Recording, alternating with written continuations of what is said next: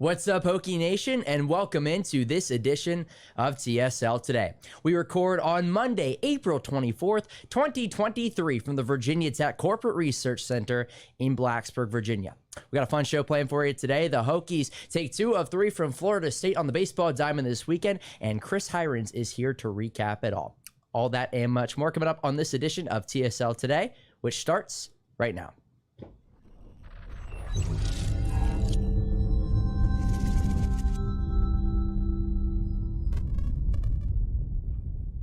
We welcome you back to this edition of TSL Today. TSL Today, like always, sponsored by Triumph NIL. Triumph Recruit, Retain, Reward. We appreciate Triumph NIL sponsorship with both TSL and TSL Today. Well, joining me today across the way is our baseball guru, Mr. Chris Hirons. Chris, as always, thanks for hopping on. Yeah, man. Thanks for having me. Well, another nice weekend for the Hokies. They take 2 of 3 from Florida State down in Tallahassee. Their first series victory at Mike Martin Field since 2010. Yeah, I mean, it was pretty much everything you could ask for. Obviously, Tech would rather have a sweep. Anyone would, but it's pretty difficult to sweep a team, especially down on the road. You have the long flight down in Florida. You have the bus ride to Charlotte, then the flight to Florida. So, Hokies winners 24-9 on Friday, 4-3 on Sunday before falling. 4-3 on Saturday before falling 4-3 on Sunday. I want to go game by game here as we always do. Let's start with the 15-run victory on Friday. Hokies found themselves down 5-0 early, 3 innings in, and ended up scoring 24 runs en route to a big-time victory. Yeah, I mean, the offense was clicking. I mean, Brody Donay had 7 RBIs, 2 homers. He looked good. David Bryan, we'll get into him in a minute, cycled. And I think the biggest story from that game, and I know we'll get into that also in a minute, but I think the biggest story was Anthony Arguys working in the 7th inning. Well, Tech scored 16 unanswered runs, 5 runs in the 4th, 4 in the 6th, 3 in the 7th, 4 in the 8th, and then they decided to score 8 more in the 9th. 17 hits for the Hokies on the night, 6 guys with multi-hit games, including 2 with 4 hits on the day, with the highlights being Brody Donay going yard twice. And how about David Bryan? You mentioned it. He hit for the cycle, the Hokies' 2nd cycle of the year behind Chris Canizero back against Bryan earlier this year. How about him? He's kind of the Carson Jones 2.0 this year, I would say. Yeah, I mean, the last few weeks, he's hit a couple home runs. I mean, no one's ever going to top what Carson Jones did. What was it, like 7 homers in 9 games? Yeah. That was crazy. But I mean, that is exactly what you want for someone who's filling in for Carson D Martini. There's not much drop off in the glove while D Martini DHs and works through his shoulder issue that he has. But David Bryan, I mean, started off slow. A guy from Radford, saw a lot of Big South pitching, hit the Big South really, really well for 4 years at Radford. And then, kind of got off to a slow start this year. It takes some guys a little while to adjust to this to the ACC. But, I think he's really found his stride. And, he's been great since he stepped back in the lineup against Georgia Tech. They're not taking him out of the lineup now, I can't imagine. No, I mean, no. I mean, you cycle on Friday. You hit 2 homers the Sunday before against Georgia Tech. I think he had a hit or 2 against Radford in that loss. But, he's been exactly what you need. And like I said, I mean, there's not a drop off with the glove. I mean, D Martini's a elite level third baseman, and then Bryant's pretty close to that too. Yeah, and it's a plus to the lineup too because you can keep D Martini in as the DH role, and it'll be interesting to see what happens as Carson D Martini continues to get healthier because you probably do want him at third at some point, but you're probably not going to sit Clay Grady at short either. No, I mean you can't do that. I mean Clay Grady's been, sorry to cut you off, but no, you're good. Clay Grady's been like really good at short. I mean, and then DB's been also really good at third, and yeah, it'll be interesting to see, if D Martini ever comes away from the DH. I mean, he's, not saying that David Bryant's a bad third baseman with the glove, but D Martini's an elite level guy. It'll be interesting if David Bryant moves back into the DH role, or he sticks at third and D Martini DHs. Well, I don't think you can forget about Anthony Arguys either. I thought he was really, really good on Friday, especially, he really helped out Virginia Tech's pitching staff by going deep into the ball game. And with the Hokies not being able to start Griffin Green this weekend, they really, really needed their bullpen. So I thought Arguys did a really, really nice job. Yeah, I mean, I think the biggest thing about last week, I mean, he was so resilient on Friday. You go down 5-0. I mean, it's hard going back out there in the 4th inning and to throw a 0 in the 4th inning, throw a 0 in the 5th, and another one in the 6th, and then recording out in the 7th, I thought that was probably the biggest story of the weekend. You really saved that bullpen 3-4 innings. You get 12 to 15 extra outs from Arguys. I thought, especially with the health of the bullpen, some guys are kind of, teetering on being healthy and being unavailable for the weekend. I thought that was probably the biggest story from the weekend. Well, and you mentioned it. It was a rough start for the Miami transfer, but he really settled down. 6 1/3, 6 hits, 5 runs. They were earned, 7 strikeouts, and just 2 walks. Offense was definitely the story on Friday, but on Saturday, it was the pitching side of things, and it was particularly based on Drew Hackenberg's performance. The Hokies' first complete game since 2019. He was absolutely dominant in the win on Saturday. Yeah, first guy to do it since Ian Seymour, second rounder to the Rays back in 2020. I thought that was probably one of the more complete performances he's had. Even though he gave up 3 runs, he still threw 114 pitches. And then especially the week before that, where he threw 6 innings of 2-run ball against Georgia Tech, and then 8 innings of 1-run ball. Drew's kind of not reinvented himself, but he's kind of, in a way, I don't know, he's really turned it around from especially where it started. And not that he was getting hit around a lot. He's a guy who kind of gives up a lot of awkward contact, a lot of soft bloop singles that kind of just find the hole. But he's been able to really limit that the past few weeks, and then it was clearly evident on Saturday when and I just thought it was interesting that the coaching staff trusted him enough to where the tying run gets into scoring position with 2, or gets to third with 2 outs, and then the winning run moves to second on the wild pitch. I thought that was pretty interesting how much the coaching staff trusted him to get out of that. Well, Hackenberg, 11 hits, 3 runs. They were earned, 12 strikeouts, and didn't walk a soul on 116 pitches. And you mentioned it, really had to bear down in that ninth. The winning runs at second, and induced it was a pop fly out towards left center field that Chris Cannizzaro caught. So really nice job from him.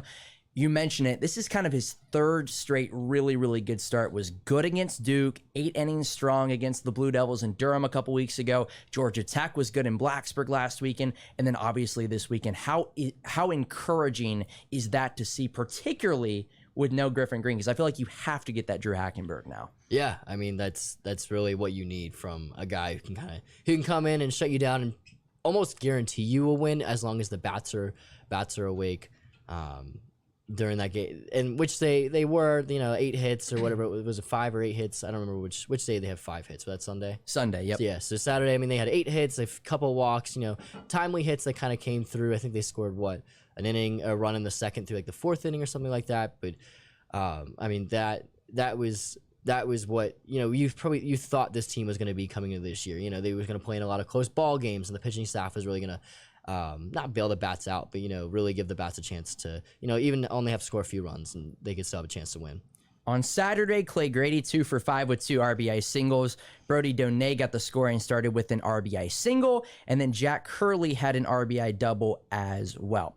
Speaking of Hurley, okay, let's flip to Sunday. Was not in the lineup because he was hit by a pitch on Saturday. Do you have an update on him and maybe what his progress is going forward as to when he could potentially see the lineup again? Yeah, just so anyone who didn't see Saturday's game, he got hit with a pitch in the 9th inning, fastball that kind of just ran in and hit him right in his left hand. He was down, probably through his helmet. It wasn't a lot of pain. Jack Curley gets hit with a lot of pitches, fouls a lot of balls off his feet, off his ankle, off his leg. The baseball hits him a lot. And for him, I watched and I was like, man, that's not good. But the TV broadcast reported that that Hurley, that they think they heard that it's only a bone bruise, and that he could be in the lineup as soon as, or he's considered day to day and could be in the lineup as soon as the UNC series coming up next weekend. Okay, another injury that still looms over the Hokies that obviously everybody is talking about is the status of Griffin Green. Tech went with Jonah Herney on Sunday without Green.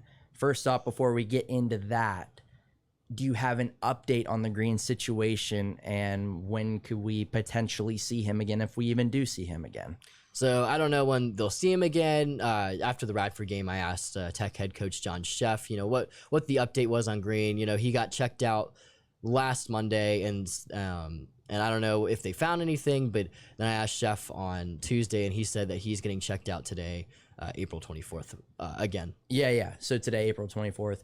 Are you surprised Tech went with Jonah Herney in that spot? Yes and no. I mean, Herney's been one of their more reliable arms for the past 3 years.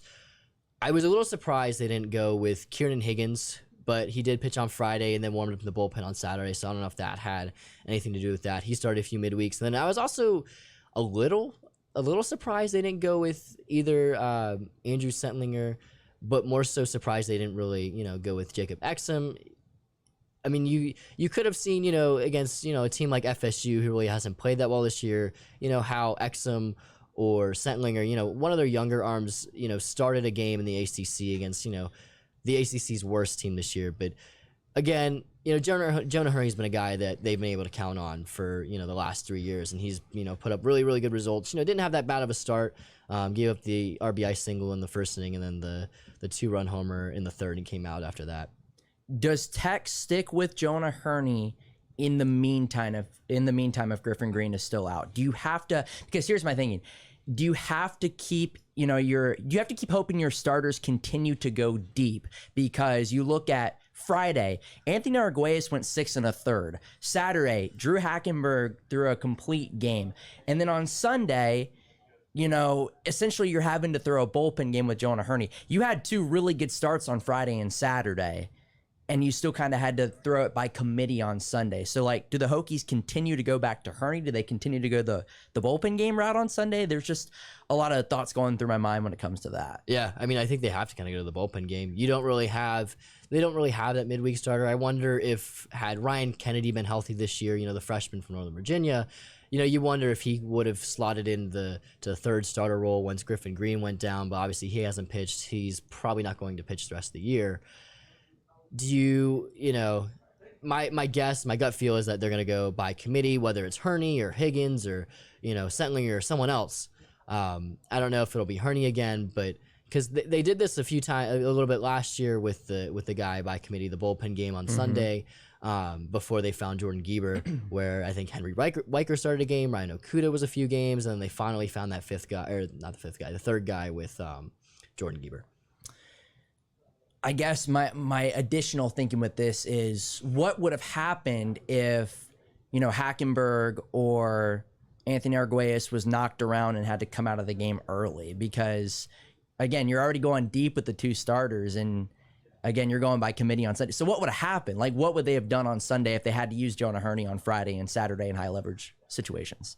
If they went with Jonah Herney, I mean, my guess, it would be the guy who didn't pitch on Friday or Saturday. It's essentially that's what it comes down to. That's really what it comes down to. And I mean, a lot of ACC teams do this. A lot of ACC teams really don't have that third starter. Tech's been very, very lucky the past 2 years. They didn't have that third starter to begin with last year. Found Gieber in the middle of the year, but they were very, very lucky to have him come on the scene in the last half of the season or so. And then they've obviously were really, really lucky to have, Griffin Green and Arguys and Drew Hackenberg healthy for as long as they did this year. So a lot of teams, they have a guy who can throw 3 or 4 innings on Sunday, and then they have to kind of piece together the bullpen, especially with the way offense in the ACC and around college baseball has been for the past 2 or so years, where home runs and runs are really up. What are your overall takeaways from this weekend? The Hokies now 23-14 overall. They're 10-10 in ACC play. Kind of back where they need to be. Where do they stand in the NCAA tournament conversation? Where do they stand in the ACC tournament conversation? I know they're in the middle of the Coastal Division at this point. Oh, man, that was a loaded question. It was a loaded question. We had the whole conversation about regional hosting last week, and I feel like now we kind of get, they lose their rapper, but they still went 2-3. There's a conversation to be had there, of course. I mean, obviously if they win all next to their 9 games, they're probably hosting a regional, which, that's probably not going to happen. Yeah. That's really tough to do in baseball. But, I mean, they will, I've had people, comment and reply to my tweets and, DM me, there's no way Tech makes the NCAA tournament after or the they boards. lost. I was checking the message boards yesterday, and somebody put something on there about how it's going to be a prayer if. Yeah, and it's not a prayer. I mean, as long as Tech doesn't fall flat in its face and go, I don't know, 2-7, 3-6, 1-8, 0-9 in its next next 9. Can't go 0-9. I mean, they're gonna make the tournament. I mean, you go at least 500. I mean, they're at least a 3 seed, if not a 2. I mean, they've played. The problem is like they played the ACC's best in those first 2 or 3 weeks. They played, Miami, Boston College had a really, really good year, UVA, and you take a series from them. In terms of the ACC tournament, I mean, they're 2 games back of the Coastal Division lead, which imagine saying that 3-4 weeks ago when they were 2-8 going into that the second ACC or UVA game. I just think, this is the turnaround that at least I don't know if the fan base was expecting it, but like I wasn't surprised when that happened. I wasn't surprised when they turned it around because I kept saying it's coming. Like they are more talented. They lost a lot of close games. They weren't healthy. Now they were getting back healthy. Now they lost Griffin Green. They were still able to piece. Up. Yeah, Hurley's banged up, but they were still able to piece together 2 wins against FSU at FSU where those fans are loud and even though FSU had 4 ACC wins coming into the weekend, that's still it's a tough place to win. I would put money on them being a 2 seed in a regional right now. That's probably where I see them landing, whether it be at South Carolina, East Carolina, which I would love to see because I'm going to be in the Greenville area. Yeah, just one of those schools. Tennessee's probably not going to host this year, but that kind of regional area, you could see them going to Knoxville, like. I mean, one of those type of schools. The thing is about the way the NCAA does seeds, especially for 1 and 2 seeds, is that, or I guess the 2 seeds, they'll seed the teams basically 1 through 32, if that makes sense. The one will play the 17 seed, or the one will play the 32 seed, the 2 will play the 31. 16, 17. Yeah. The way that goes. I think we talked about that last week, but and that's the way Tech will probably be seeded if they're a 2 seed. I don't know if it'll be based on how far or how close the hosting school is, but that'll be interesting. But if they're the 3 seed, then I could see them going down to South Carolina or ECU or even Florida. Gainesville's not super far. Yeah, and that's where they were last projected to host was was Gainesville as a 3 seed. Well, last question for you. What's coming up on TSL baseball-wise this week? You got, JMU at home tomorrow, and then 3-game set with North Carolina at Englishfield this weekend? Yeah, I mean, I'll be at all 4 of those games. I know David Cunningham was talking about or thinking about going to cover the JMU game for running a feature on someone for Tech Sideline. But Drew Hackenberg will probably be available for media tomorrow. So that I might have a Hackenberg feature and how well he's pitched lately coming out later this week. And potentially more Green, Hurley updates throughout the week as well, depending on when they're available, of course. Yeah. I plan to ask John Sheff tomorrow, what's the latest news with Green and Hurley. Awesome. Well, sounds good. Chris, thank you so much for your time as always. Well, that's Chris Hirons across the way. Kyle Marshak, today's best producer in the land behind the scenes. And I'm Carter Hill, your host for this edition of TSL Today. Thanks for tuning in. Got Mary Griffin coming in here momentarily. Gvon Heaters going to sit down with her to preview the Hokies in Syracuse in lacrosse on Wednesday in the ACC Championships coming up down in Charlotte. Thanks for tuning in, and we'll talk to you very soon.